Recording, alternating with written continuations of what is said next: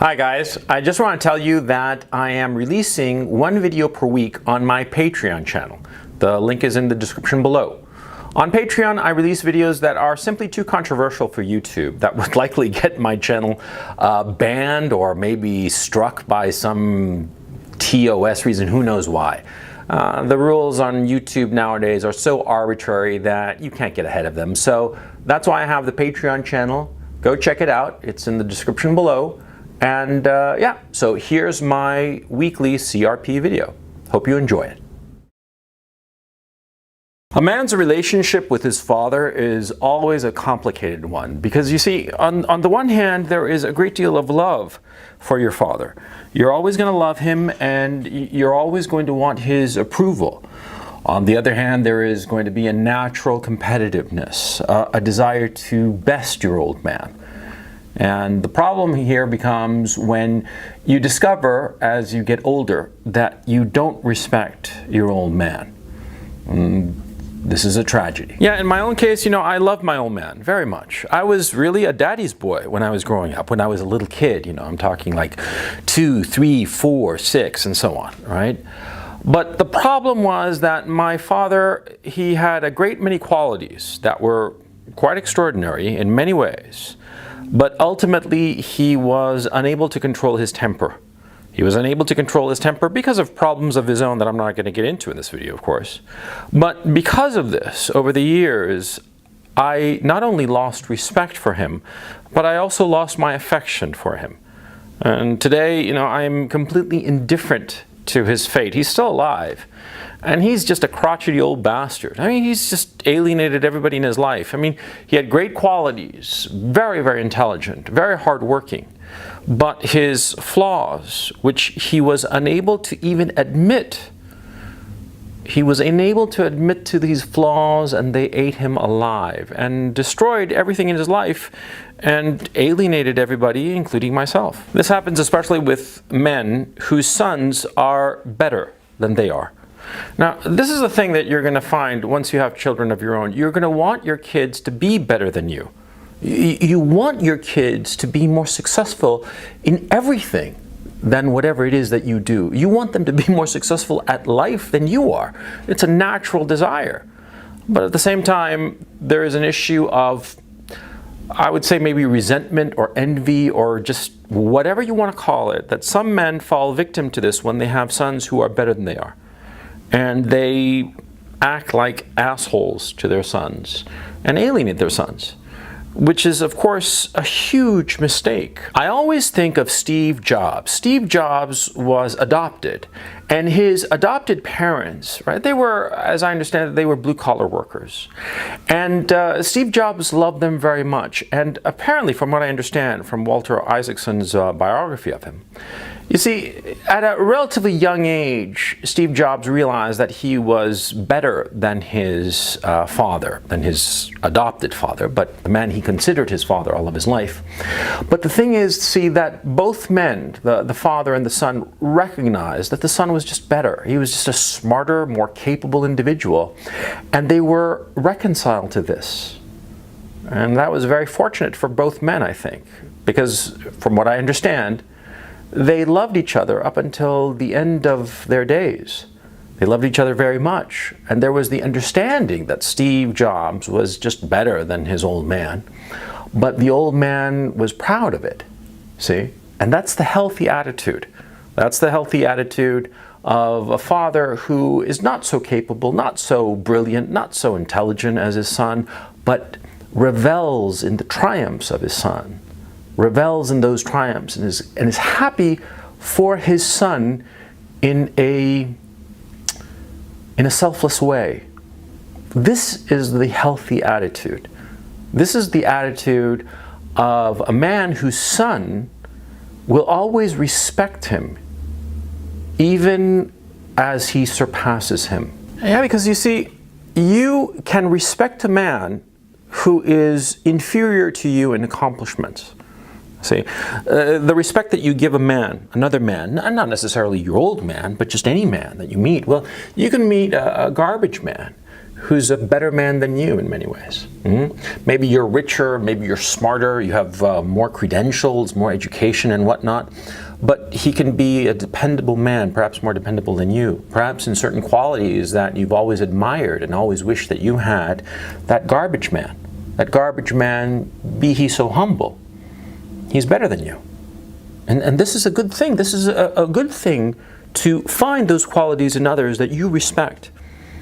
And it's an attitude that you should cultivate. You should cultivate the desire to find other men whom you respect, even if they are lesser than you. And this is the key issue. Because so many men think that, just because they're rich, just because they have a lot of degrees from highfalutin educational establishments, that they are better than others. And this is not the case. You are not better because you have more zeros in your bank account. You're not better because you have more letters after your name.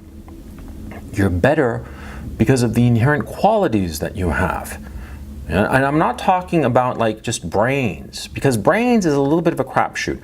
I'm talking about those qualities that depend on your force of character, your force of will. Those qualities: dependability, persistence, consistency, fairness, honesty. These are qualities that as a man you control. And you, of course, control the most important quality of them all, which is the ability to set aside your emotions and use your logic, your reason, your acquired knowledge and your experience to dictate your actions. To dictate your actions in the short, medium, and long term. To not allow your actions to be dictated by your emotions, like rage, for instance, like bad temper. My old man, yeah, he allowed so much of his life to be dictated by his bad temper. He did so many things that were a product of his rage, of his bad temper, instead of controlling it, reining it in.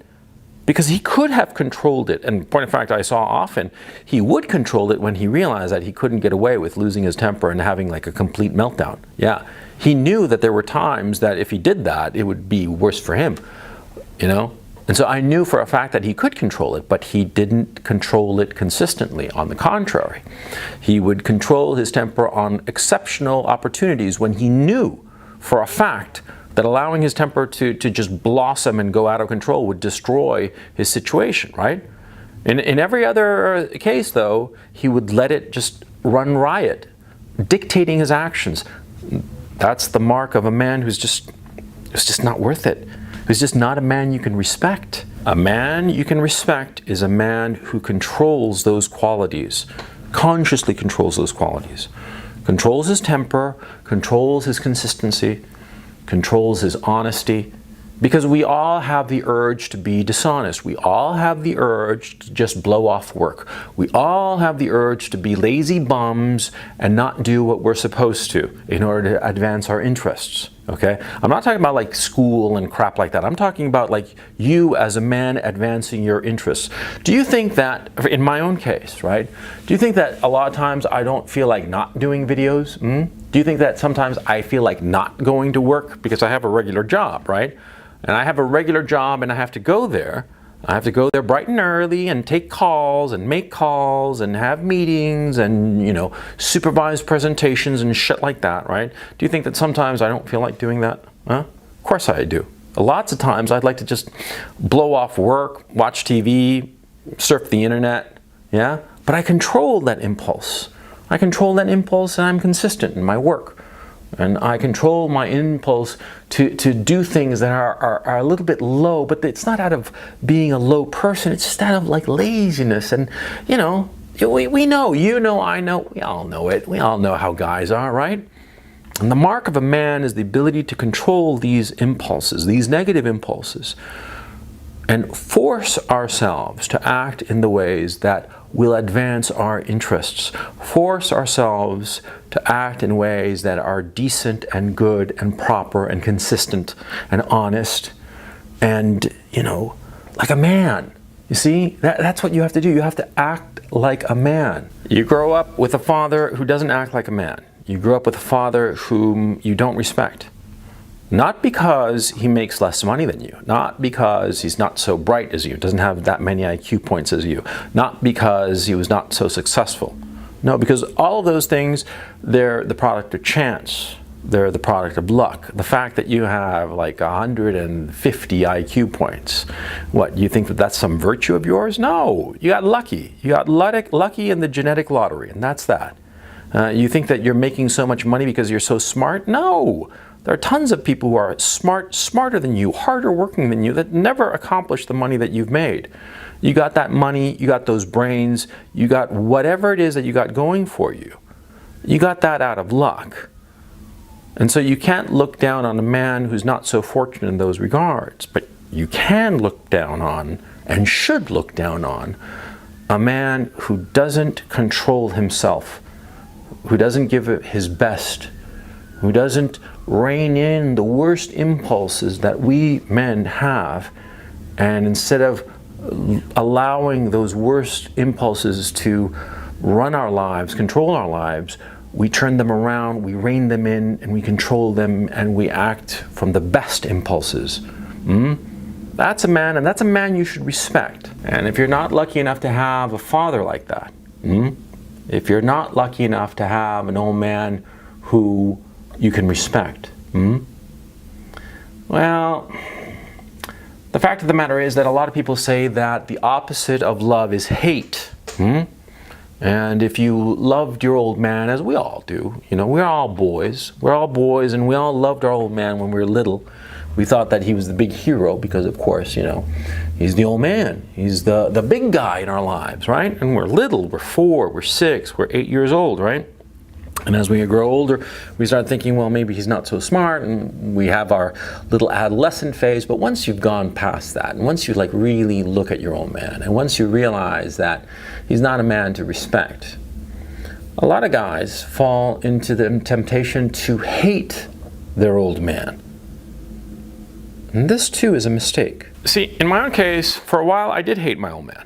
I hated him because, in a very real sense, you know, I thought to myself, well, the opposite of love is hate, and I hate the way he is, and so I hate him, right? But with a little bit of perspective and a little bit of time, I realized that the opposite of love is not hate. And the opposite of hate is not love. No, no, no. The opposite of love and the opposite of hate is indifference. And you love someone very much. You love them with all your heart. Your parent, your romantic partner, whomever, it doesn't matter. And you'll go through a phase that they disappoint you and you'll hate them. But that's not the end of love. Hate, in a very real sense, is just an expression of love, almost. No, what will happen is that eventually that love that briefly might have turned to hate, it will cool into indifference. And that's what you should strive towards. Whenever you feel that someone disappointed you, that someone didn't live up to whom you wanted them to be, whom they could have been, they had all the qualities to be somebody that you could admire and respect. And instead of acting in ways that would elicit admiration and respect, they acted in low ways, in pathetic ways, in ways that just made you cringe and made you want to look away, you know? Because that was what happened to me. Oh, so many times, you have no idea. Huh? Well, when somebody acts like that, it only hurts you if you hate them. Don't hate them. Get beyond hate, which is beyond love, and enter the land of indifference. Become indifferent to this person who misused your love, who threw away your love. That's what you have to do. You have to embrace the opposite of love. And the opposite of love is indifference. So many guys fail to do this. So many guys, because I know a lot of guys who have a similar relationship with their old man. Different particulars, but it doesn't matter. But what happens is a lot of these guys, they hate their old man. And they rant about the old man if ever they get wound up about it. Yeah, they go on and on and on about how the old man is this, that, the other, and they enumerate every little fucking thing. Yeah, and what is it? It's that love that is unresolved. It's that love, because that's what it still is. It's that they still love them, but they express this love by way of hatred instead of what it should be, which is the natural thing, which is indifference. To let go.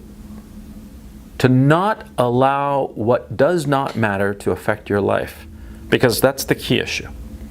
When you realize that you don't respect somebody, when you realize that the old man that you grew up with, whom you loved very much, but you realize that they are just not worth it, that the way that they act, the way that they behave, the men that they are is just not someone that you respect. What you have to do is just let go and allow indifference into your heart. And just let go of it. Think of it like a balloon. A balloon that's pulling you off the ground. And you have to let go of that balloon and let it just fly off into the air. And ignore it. And understand that that balloon will never come back. Because you will never love someone again the way that you once did. Once love is lost, it's gone for good. Okay? And that happens in everything. And not just with parental and filial love, rather. It also happens with romantic love. It happens with fraternal love. When the trust and that love is broken, it's gone for good. It's never coming back. Now you holding on to it and trying to, hold on to it, it's pointless. It will serve no purpose, and it will only cause you misery. The Buddhists, I'm a great admirer of them. I don't really believe in any kind of religion, right? But Buddhist philosophy of just letting go of desire. It's a powerful philosophy. And in this case, it's the healthy philosophy. When you realize that you simply do not respect your father, when you realize that it's not that you are better than him, which is a natural and good thing to be, by the way. It's not that you are simply better than him. No, no, no. He is a low man. He is a man that you don't respect.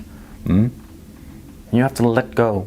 Let go of all that love, and also that hatred, all that sadness, all that bitterness. You just have to let it go. And it's very difficult to do so, and it takes a long time.